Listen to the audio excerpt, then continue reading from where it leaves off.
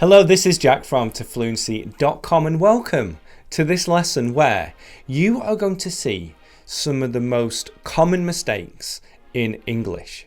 And these mistakes are generally made by English learners, but some of them are also made by native speakers too.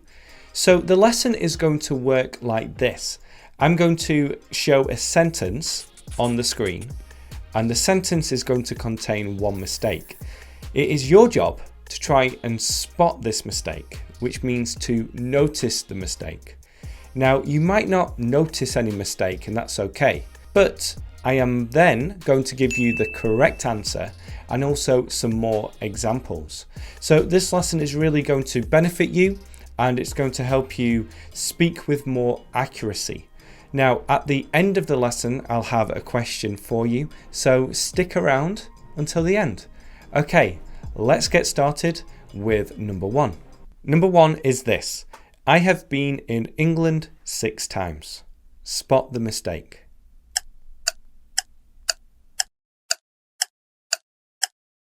The correct answer is I have been to England 6 times. So we need to change the preposition in to. And this again is a very common mistake that I see people make. So you need to say I've been to England 6 times. I've never been to Vietnam. Okay? Or I haven't been to the cinema for a long time. We tend to use in when we are still in that country. So I can say, for example, I've been in the US for nearly 9 years now.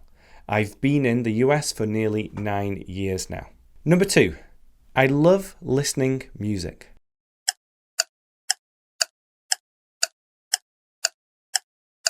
The correct sentence is I love listening to music. So when we use listen and music, we need a preposition, and that preposition is to. I love listening to music. What type of music do you like listening to? Leave your examples below. Number 3, I wish I passed the test tomorrow.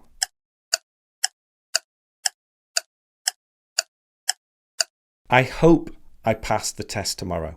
So this highlights the difference between hope and wish. Now, wish is generally used when we want a change of situation. For example, it's raining outside now. I can say, I want to play soccer. I wish it wasn't raining. I wish it wasn't raining. Or I don't have enough time. I wish I had enough time to go play soccer. Whereas hope is used to talk about a specific outcome. I hope I pass the test tomorrow. This is something specific, and this is your desired outcome. Okay? Another example is, I hope to see you soon.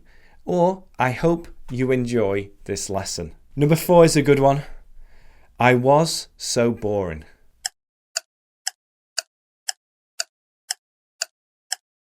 The correct sentence is I was so bored. And this just highlights the difference between boring and bored. And there are other adjectives here too, but just to focus on this one. If you say I was so boring, it's talking about the way you were acting and your personality. So to say that someone is boring is to describe them as a person. And it's not a nice thing to say about someone. But if you were bored, it talks about how you felt. So I can say, I was so bored during that class. Or I was so bored when I went to that lecture. And it talks about how you felt, not your personality.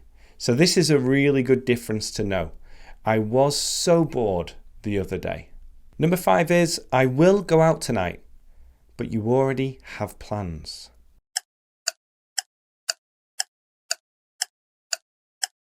The correct answer is either I'm going out tonight or I'm going to go out tonight. So when you have plans for the future, don't use will. It's not common. And a lot of students want to use will because they know will as the future tense. So they think, okay, let's use will to talk about the future. But if you have plans, then use either the present continuous or the going to verb. Okay, for example, I'm playing football on Sunday. I'm going to see some friends tonight. I'm going to do some housework tomorrow, etc. I'm going to make some more videos this week. It's a plan I already have, or an intention for the future. We tend to use will when we decide to do something in that moment. Okay, I'll make another lesson after this one. I decided to do that in the moment and I used will. Number 6, if he will do it, I will do it too.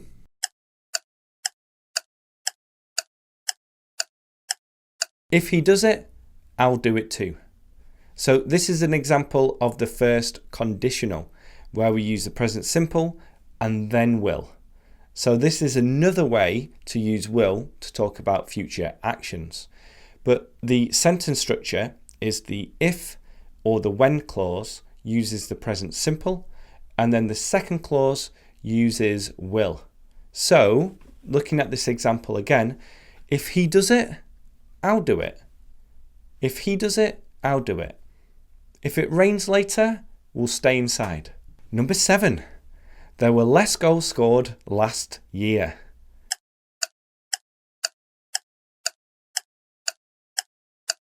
There were fewer goals scored last year. There were fewer. Now, this is a mistake that a lot of native speakers make as well. And you constantly see this being used in the wrong way. So the rule here is to use fewer with countable nouns and less with uncountable nouns. And because goals are countable, then we use fewer. There were fewer goals scored last year. An example with less is John drinks less beer than he used to, because beer in this sense isn't countable. And another example with fewer, people are buying fewer physical books these days. Number 8, I finished to work a few hours ago.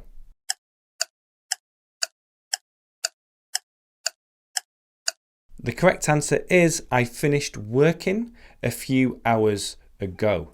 Now, some of you might have also said I finished work a few hours ago, which is correct too.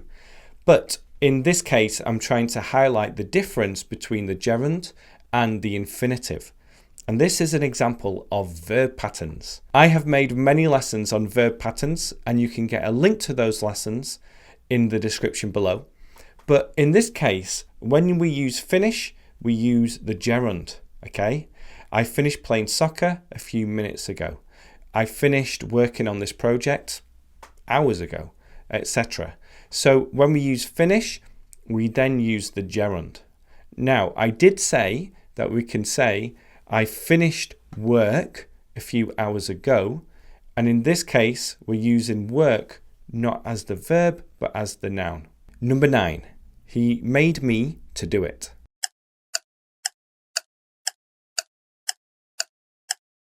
He made me do it. So in this case, this is where we use the bare infinitive with verbs such as make and let. And a good example I like to give is that my parents made me make my bed when I was younger. My parents made me make my bed when I was younger, but they let me stay out late. They let me stay out late. So we don't need to use the to as the infinitive. Instead, we use the bare infinitive. And the last one, can you make our picture?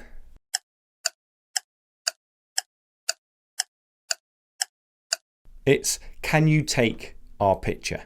Can you take our picture? To take a picture, to take a photo, we use the verb take. And a lot of the time, people get confused with verbs like have, take, and make. And we're talking about collocations here. Things like have a bath, take your time, make your bed, etc. And this last one is, can you take our picture? Now, in America, you might also hear people say, can you take our picture real quick? Real quick? This is something that always used to make me laugh. I am used to it now, but it just means, can you take our picture? It's not going to take you a long time. It doesn't mean that you have to do things really quickly. So can you take our picture real quick? So how did you do? Did you spot those mistakes? Did you realize that they were mistakes when you saw those sentences? Again, these are some of the most common mistakes in English. So don't worry if you saw these mistakes. And also don't worry if you make these types of mistakes, because on the whole, people will be able to understand you. But it's a good idea to increase your accuracy. And you can do that by using methods such as the LRRC method. And I'll leave a link to that method in the description below. Now, another thing I want you to do is to leave a comment below and tell me some more common mistakes in English. Think about the mistakes that you used to make and what the actual answer is now. And then I'll make another video and test your ability to spot these mistakes in the future. If you have enjoyed this lesson, then please like and share it, and I'll speak to you soon. Okay, bye-bye for now.